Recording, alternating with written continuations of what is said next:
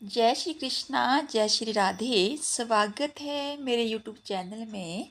आइए श्रवण करते हैं भगवत गीता का छठे अध्याय का महात्म्य।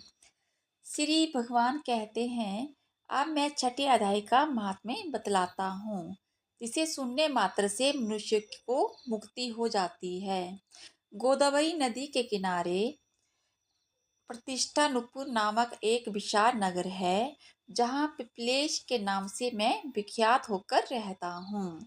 उस नगर में जानश्रुति नामक एक राजा रहते थे, जो कि अपनी प्रजा को बहुत प्रिय थे। राजा अपनी प्रजा का बहुत ध्यान रखता और अपनी प्रजा की हर जरूरत को पूरा करता था। राजा हर प्रतिदिन यज्ञ हवन और दान पुण्य करता रहता था।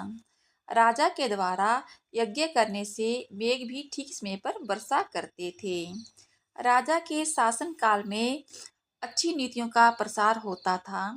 एक समय राजा के दान, तप, यज्ञों और प्रजा पालन से संतुष्ट होकर स्वर्ग के देवता उन्हें वर देने के लिए आए।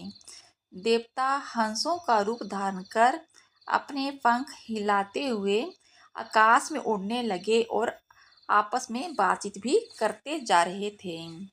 दो तीन हंस बेग से उड़कर आगे निकल गए।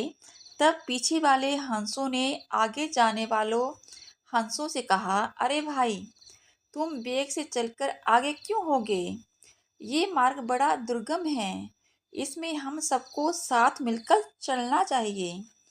क्या तुम्हें दिखाई नहीं देता, ये सामने ही पुण्य मूर्ति महाराज जानश्रुति का तेज पुंज अत्यंत स्पष्ट रूप से प्रकाशमान हो रहा है।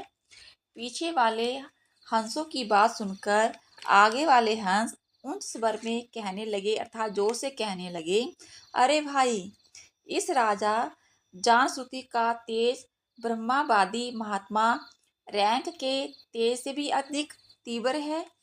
हंसों की बात सुनकर राजा जानश्रुति अपने ऊंचे महल की छत से उतर गए और सुखपूर्वक आसन पर विराजमान होकर अपने सारथी को बोले, जाओ, महात्मा रैंक को यहाँ लेके आओ। राजा की बात सुनकर, राजा का वचन सुनकर सारथी नगर से बाहर निकला। सबसे पहले उसने मुक्तिदायिनी काशीपुरी की यात्रा की, जहाँ जगत के स्वामी भगवान विश्वनाथ मनुष्यों को उपदेश दिया करते हैं। उसके बाद वह गया क्षेत्र में पहुंचा, जहाँ प्रफुल्ल नेत्रों वाले भगवान गदाधर संपूर्ण लोगों का उद्धार करने के लिए निवास करते हैं। अनेक तीर्थों का भ्रमण करता हुआ सारथी मथुरा में पहुंचा, जो भगवान कृष्ण का आदि स्थान है, जो परम महान और मोक्ष प्रदान करने वाला है। वेद और शास्त्रों में वे तीर्थ त्रिभुवन पति भगवान गोविंद के अवतार स्थान के नाम से प्रसिद्ध है। देवता और ऋषि गण उस स्थान का सेवन करते हैं। मथुरा यमुना के किनारे शोभा पाता है, सबको मोक्ष देने वाला भगवान श्री कृष्ण की भूमि है। उसके बाद सारथी मथुरा से पश्चिम और उत्तर दिशा की ओर बहुत दूर जाने पर सारथी कश्मीर नामक नगर में पहुंचा, जहां शंख के समान उज्जवल गगनचुंबी महलों की पंक्तियां भगवान शंकर के अट्टहास की भांति शोभा पाती हैं। जहां ब्राह्मणों के शास्त्रीय आलाप सुनकर मूक मनुष्य भी सुंदर वाणी और पदों का उच्चारण करते हुए देवता के समान हो जाते हैं। जहां मणिकेश्वर नामक से प्रसिद्ध भगवान चंद्रशेखर देहधारियों को वरदान देने के लिए नित्य निवास करते हैं। वहां शिव भगवान के मंदिर के दरवाजे पर महात्मा रैंक अपने अंगों को खुजलाते हुए वृक्ष की छाया का सेवन कर रहे थे। इस अवस्था में सारथी ने उनको देखा और पहचान लिया। सारथी ने उन्हें प्रणाम किया और अपना परिचय देते हुए अपने साथ चलने का निवेदन करने लगे। महात्मा ने कहा, मुझे किसी भी वस्तु की जरूरत नहीं है। कोई भी कोई भी वस्तु मेरे लिए मायने नहीं रखती। कोई भी हमारी मनोवृत्ति के अनुसार परिचर्या कर सकता है। महाराज की महात्मा की बात सुनकर सारथी वहां से चल दिए और सारा वृत्तांत राजा को सुनाया। राजा सारथी की बात सुनकर अरे आश्चर्यचकित हो गए, अर्थात हैरान हो गए। राजा का मन महात्मा का सत्कार करने को हुआ, तो राजा ने अपने साथ बहुत सारी वस्तुएं ली, धन लिया और इसके और रैंक महात्मा की साथ मिलने के लिए चल पड़े। राजा ने सारी वस्तुएं उनके आगे निवेदन कर दी, अर्थात महात्मा के आगे निवेदन कर दी और पृथ्वी पर पड़कर साष्टांग प्रणाम किया। महात्मा रैंक अत्यंत भक्ति के साथ चरणों में पड़े हुए राजा जान श्रुति पर कुंपित हो उठे, अर्थात क्रोधित हो उठे और बोले, अरे दुष्ट राजा, क्या तू मेरा वृत्तांत नहीं जानता?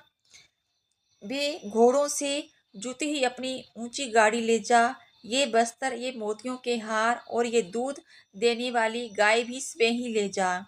इस तरह आज्ञा देकर रैंक ने राजा के मन में भय उत्पन्न कर दिया। तब राजा ने श्राप के भय से महात्मा रैंक के दोनों चरण पकड़ लिए और भक्ति पूर्वक कहा, ब्राह्मण महात्मा, मुझ पर प्रसन्न होइए। भगवान, आप में ये अद्भुत महात्म्य कैसे आया है, कृपा करके मुझे भी बताइए। रैंक ने कहा, राजन, मैं प्रतिदिन गीता के छठे अध्याय का जप करता हूँ। इसी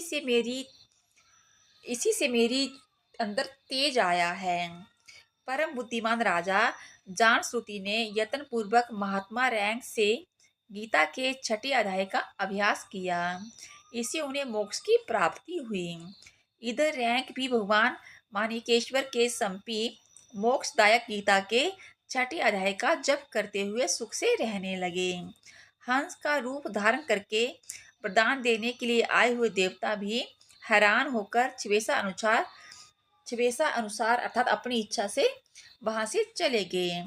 जो मनुष्यों सदा एक ही अध्याय का जप करता है, अर्थात गीता के छठे अध्याय का जप करता है, वे भी भगवान विष्णु के ही स्वरूप को प्राप्त होता है।